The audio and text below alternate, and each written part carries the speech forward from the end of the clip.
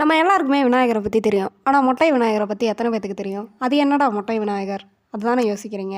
அதை பற்றி தான் இந்த வீடியோவில் பார்க்க போகிறோம். இன்றைக்கி இந்த வீடியோவில் என்ன பார்க்க போகிறோம்னு பார்த்தீங்கன்னா, மதுரையில் இருக்கிற மொட்டை விநாயகர் கோவில் ஹிஸ்ட்ரி பற்றி தான் பார்க்க போகிறோம். வாங்க வீடியோக்குள்ளே போகலாம்.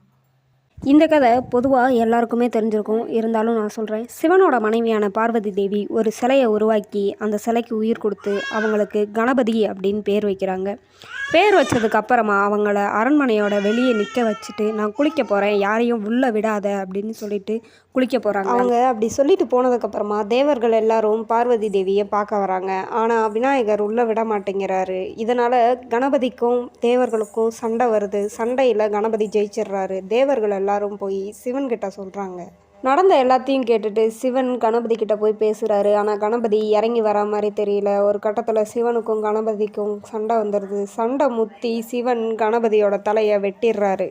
அந்த நேரத்தில் பார்வதி தேவி குளிச்சுட்டு வெளியே வராங்க. வெளியே வந்ததுக்கப்புறமா கணபதி இப்படி இருக்கிறத பார்த்தோன்னே சிவன்கிட்ட இவனுக்கு மறுபடியும் உயிர் கொடுக்க சொல்லி சண்டை போடுறாங்க. அதுக்கப்புறமா சிவன் கணபதியோட தலையை எடுத்து ஒட்ட வச்சு பார்க்குறாரு. அது ஒட்ட மாட்டேங்குது. அதனால் ஒரு யானையோட தலையை கணபதியோட உடம்புல ஒட்ட வச்சிடுறாரு. அதுக்கப்புறமா சிவன் கணபதியை முழுமுக கடவுளாக அறிவிக்கிறாரு. இனிமேல் எந்த சாமியை வேண்டணும்னாலும் முதல்ல கணபதியைத்தான் வேண்டணும், அதுக்கப்புறம் தான் மற்ற சாமிகளை வேண்டணும் அப்படின்னு சொல்லிடுறாரு. இந்த சம்பவத்தோட நினைவார்த்தமாக தான் இங்கே கணபதி மொட்டை விநாயகராக அருள்பாலிக்கிறாரு. இந்த கோயிலை கட்டினது யாருன்னு பார்த்தீங்கன்னா, பாண்டிய மன்னர்களில் ஒருத்தரான சந்திரசேகர் அப்படின்ற ஒருத்தர் தான். 1053 தான் இந்த கோவிலை கட்டியிருக்காங்க. இதோட இந்த வீடியோவை நான் முடிச்சுக்கிறேன். இந்த வீடியோ பிடிச்சிருந்துச்சுன்னா லைக் பண்ணுங்கள், ஷேர் பண்ணுங்கள். இந்த மாதிரி நிறைய விஷயம் தெரிஞ்சுக்க நம்ம சேனலை சப்ஸ்கிரைப் பண்ணி வச்சுக்கோங்க.